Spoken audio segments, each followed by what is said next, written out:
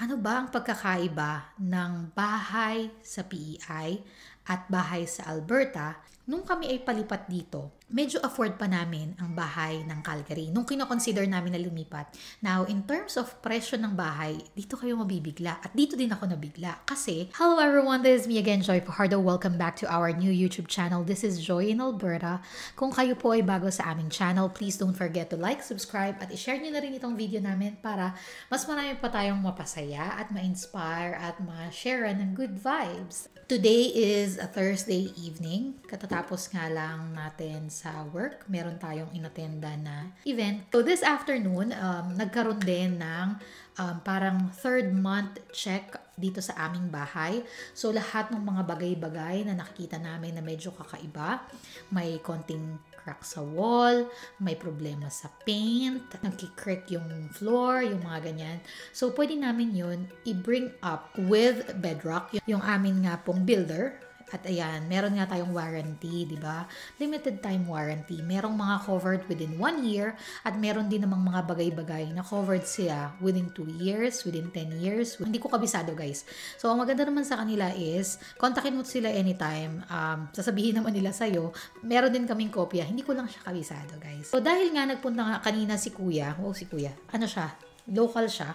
At siya yung nagtingin dun sa mga issue na sinabi ko, may pinaliwanag nga siya sa akin tungkol sa, sabi niya, hindi ka galing dito, no? Sabi ko, galing ako sa ibang probinsya. Sabi ko ganun. Sabi niya, saan? Sabi ko, sa East Coast. Sabi ko ganun. Sabi niya, that's the big difference. Kasi, yung unang-una nga is yung kinatatayuan. At saka daw nga, yung humidity. Sobrang laking pagkakaiba ng humidity ng PEI at humidity dito sa bandang west. So anyway, dahil nga nabanggit niya yon at biglang naisip ko, ang dami talagang pagkakaiba ng PEI. At saka yung harsh na weather, yung snow, may pagkakaiba nga daw. Kaya mga tanong ko sa kanya ay parang very common, hindi siya very common, parang automatic na pagtiga dito ka, hindi mo na siya kailangan itanong kasi nga alam na nila na it's an effect of this. Say for example of the low humidity or kung ano man, di ba? Pag tiga dito ka, hindi mo na yung tatanungin. Pero dahil nga tiga ibang province, ako before, nagtatanong ako ng ganon. So anyway, dahil nga doon, yun nga yung pagkakaiba ng PEI at Alberta. At naisip ko nga na today, pag-usapan naman natin kung ano ba ang pagkakaiba ng bahay sa PEI at bahay sa Alberta. At yung alam ko lang hindi pa naman ako nag-BC, pero kasi naging consideration namin siya. At kung ano yung pagkakaalam kong kaibahan ng bahay sa BC. Mag-focus tayo sa PEI at sa Alberta kasi doon ako natira sa bahay sa PEI at sa bahay sa Alberta. So first and foremost, nasabi ko na to dun sa dati kong video na ang mga utilities sa PEI kasi talaga hiwa-hiwalay siya. Hiwalay ang tubig, hiwalay ang kuryente, hiwalay ang oil. Dito kasi magkakasama na ang water, ang gas, ang electric. Pati yung waste. Kasama na rin doon. So, yun yung isa sa mga pagkakaiba. Pangalawa, in terms of taxes, sa PEI, hindi kasi sa akin ibinigay yung option. In terms of property tax, hindi kasi binigay sa akin ang option ng PEI na pwedeng dumiretso sa province magbayad ng tax installment. Dito sa Alberta or specifically dito sa Edmonton, pwedeng ang iyong tax ay diretso sa City of Edmonton. Sila ang magko-compute at sa kanila ka magbabayad ng monthly. So, yun siya. Again, baka naman merong ganun sa PEI, but dun sa properties na nabili namin dun, hindi sa amin in-offer yung ganun. So, hindi ko alam. Pero nakalimang taon na dun. Yun yung in terms sa gastos sa utilities and all. Now, in terms of presyo ng bahay, dito kayo mabibigla. At dito din ako nabigla. Kasi, ang akala ko guys ay sobrang pagkakaiba ng presyuhan ng bahay sa PEI at ng bahay dito sa Alberta, specifically dito sa Edmonton. Lagi kong sinasabi Edmonton kasi iba pa rin ang sa Calgary, iba na naman yon. So, ganito yun guys. Nung kami ay palipat dito, medyo afford pa namin ang bahay ng Calgary. Nung kinoconsider namin na lumipat, medyo afford pa namin yung bahay sa Calgary. And kinoconsider namin siya talaga. Pero as we get closer dun sa paglipat namin, kasi syempre, di ba, pag naghanap ka ng bahay, may minimum and maximum na nakalagay na dollar amount doon. Napapansin namin, pakunti ng pakunti yung inventory na nakikita namin. So, ang isip namin, wala masyadong nagbebenta ng bahay sa Calgary. Later, we found out na maraming nagbebenta. Mataas na lang yung presyo niya, kaya hindi na siya pumapasok dun sa price range na inilagay namin doon. So, yun siya. Dito naman sa Edmonton, biglaan nga kasi na dito kami napunta dahil sa work ng aking husband, di ba? So, hindi rin namin masyadong nabantayan talaga ang presyo ng bahay sa Edmonton, but in general, mas mura talaga dito compared sa Calgary. Okay. So, ayan na. Compare na natin ngayon ang Edmonton at ang Charlottetown in terms of presyo ng bahay. Nung kami po ay umalis ng Charlottetown, naibenta namin ang aming bahay. It's a 2004, hindi pala 2014, 2004 built na home. We are the second to homeowner, so ang third homeowner yung pinagbenta namin. Ang kanyang floor area ay nasa close to 2,000 yata. Semi-finished ang basement. So, parang kinonsider siya nung real estate agent na parang kinonsider siya as finished. As in, naka-drywall, naka-flooring, yan. So, lumalabas sa 3 floor, ang floor area niya is close to 2,000. Pero, ang laki ng lupa namin doon talaga. Makita nyo naman, yung gilid, yung likod, yung harap, lahat malaki. So, around 400,000. Nung pagdating namin dito, ng August, ay nagtingin din kami ng mga second-hand na bahay. And it's also around that same price. Diba? Pero, syempre, mas mahal pa rin because mas maliit kasi yung kanilang lote. Yung lot size nila ay magkakadikit masyado yung bahay. Yung ganon. Doon kasi ang layo talaga, hindi kayo magkakarinigan. Dito, medyo magkakalapit yung bahay. So, yun yung naging difference. So, kung nga rin, naibenta namin yun ng 400, around the same na floor area, siguro dito ay nasa 440 or 420, ganon. Pero, mas maliit yung lupa. So, mas mahal pa rin naman. Pero, hindi ganon kamahalan. Ang ina-expect ko kasi talaga ay sobrang laki ng diferensya. Pero yun, nagulat nga ako na hindi naman pala ganon kalaki. So, yun yung isa kong nalaman. Dito at least sa Edmonton. And again, baka nagbago na to. So, this data na sinishare ko sa inyo is based off on August to October of 2024 buyer and seller price. Kasi nga, same time, nagbenta kami, same time, bumili kami. Kaya, medyo naging familiar. In terms of brand new homes, meron dun sa community namin sa East Royalty sa Charlottetown, may mga tinatayong bagong bahay. Pero most of them are mga duplex, townhomes, yun. Meron ding mga single detached, pero hindi gaanong kadami. Doon talaga sa side namin ang medyo madami-dami. Pero sa ibang part ng Charlottetown, parang wala gaano. So sa East Royalty, marami talagang tinatayo. Actually, kaya kami nahirapan magbenta ng bahay.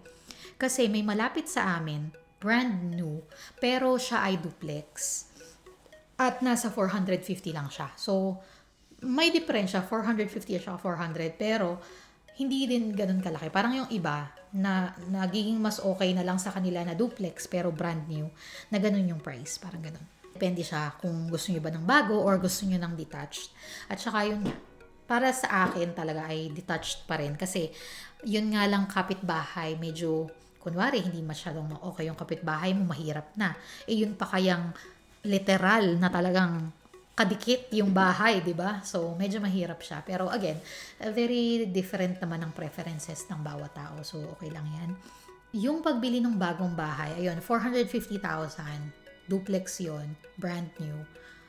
Versus, say for example, nung bumili kami dito, brand new, eto, single detached. At saka, in fairness, malaki naman din talaga yung bahay. Kumakalog talaga kaming 3. Pagdating naman ng mga relatives, sakto na.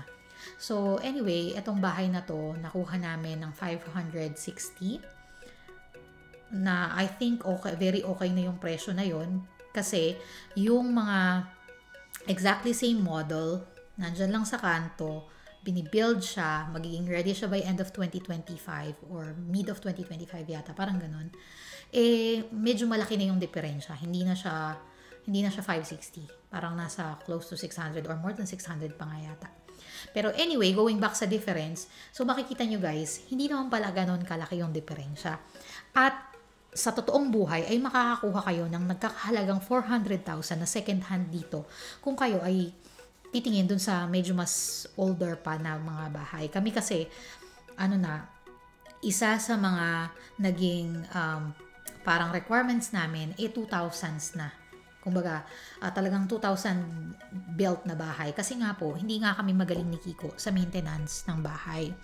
So, ang namin talaga is, kailangan okay siya na wala kami masyadong aayusin kasi hindi nga namin kaya. Besides sa presyo na pagkakaiba, ang BC ay iba talagang level, ang mahal ng kabahayan doon. Kasi at the same time na bumili kami ng bahay na 560, bumili din ang aking pinsan, second cousin ko na nando doon, na nasa 500 plus din. Kung hindi ako nagkakamali, alam ko na sa 500 plus din yon, one bedroom lang na condominium. Okay? So, again, yung location kasi naman. At saka, kita nyo naman kasi doon hindi madalas mag-snow, alam mo yun, gloomy lang paminsan, maulan lang paminsan, pero hindi sila masyadong ma-snow, ma-okay ang kanilang temperature, ang kanilang klima, and all. So, again, depende sa inyo kung saan nyo bet. Pero yun nga, mahal talaga doon. Ibang level ang kamahalan talaga sa British Columbia. Alam ko sa Richmond yata siya. Yun yung difference in terms of sa pricing ng bahay. Sa pamumuhay naman sa loob ng bahay, pagkakaiba talaga is the humidity. So sa PEI kasi napaka-humid talaga doon. As in, hindi mo masyadong kailangan ng moisturizer and all kasi talagang basa ang hangin kasi nga, katabi na namin talaga ang dagat and yun nga, humid talaga. Dito kasi sa Alberta ay sobrang dry. As in, isa sa mga main concerns ko dito sa bahay ay molds. Kasi nga, sa PEI ay madaming molds talaga. Napaka-common na minomolds ang mga bahay dahil sa humidity. Kailangan mo ng dehumidifier. Dito, pag sinabi mong dehumidifier, parang, ano yun? Ganon. Parang hindi nila alam kung hindi kasi masyadong gamit yung dehumidifier, di ba? Ang ginagamit ay humidifier kasi binabasa nila yung hangin kasi nga sobrang dry. Totoo talaga guys, yung kamay ko, ayan makita nyo, sobrang dry, nagsusugat pa siya. Pag ako ay lalabas, kung ako po ay makikita nyo sa labas, pag ako ay naka-gloves, hindi po ibig sabihin na nagiginaw ako. Kaya ko yung lamig. Ang hindi ko kaya is yung nagsusugat. Ang kate talaga, sobrang kate. Pag natutulog ako, alam niyo yung sa playpen, kinakaskas ko siyang ganun dun sa net ng playpen. Kasi pag kinamot ko siya, masusugat talaga siya, guys. So, ayun, pag ako ay lumalabas, kailangan talaga moisturizer, gloves. Ayan. Para hindi masyadong mahanginan. Kasi kung hindi, pag uwi, sugat-sugat talaga siya. Yun lang talaga ang pagkakaiba ay malalaki ang lote sa PEI. Dito talaga is medyo sinisiksik nila. Pero feeling ko kasi yung mga developers dito ay ang isip nila ay kumita din. Kung kayo ay palipat ng PEI dahil ang dahilan nyo ay mas murang bahay doon, may katotohanan pero hindi gaano. Kung kayo naman ay tiga PEI, natatakot kayong lumipat ng Alberta dahil mas mahal ang bahay dito, hindi rin masyadong may katotohanan. Especially Edmonton siguro lalo pa yung medyo mas malayo pa talaga sa mga city, di ba? Merong mga ibang places na countryside pa rin. Ganun pa rin ba tawag dito pagka yung kumbaga medyo malayo niya siya sa Edmonton, medyo malayo niya siya sa Calgary, pamura na siya ng pamura, 'di ba? So baka nga may city dito sa Alberta na mas mura pa sa Charlottetown Again, Charlottetown 'yon. So kung gusto niyo naman mas mura pa, Summerside, 'di ba? Yung mga Summerside or yung mga outskirts talaga. In short, what we've realized is hindi din ganun kalaki ang jump. So huwag kayong matakot na mag-inquire, huwag kayong matakot na maghanap, magtingin. In terms of garage, choice na lang talaga namin. Hindi naman sa kailangan. You can go without garage. Kasi may mga tao naman na kahit may garage, nasa labas lang din yung sasakyan nila. So, kami by choice kasi nga we have a baby and alam mo yun, gusto namin pasok na siya kahit na yung parang hindi ganun ka open, tapos hindi na yung scrape ka pa. So, kahit dumudumi yung garage namin kasi syempre ipapasok ni Kiko yung snow sa tires, di ba?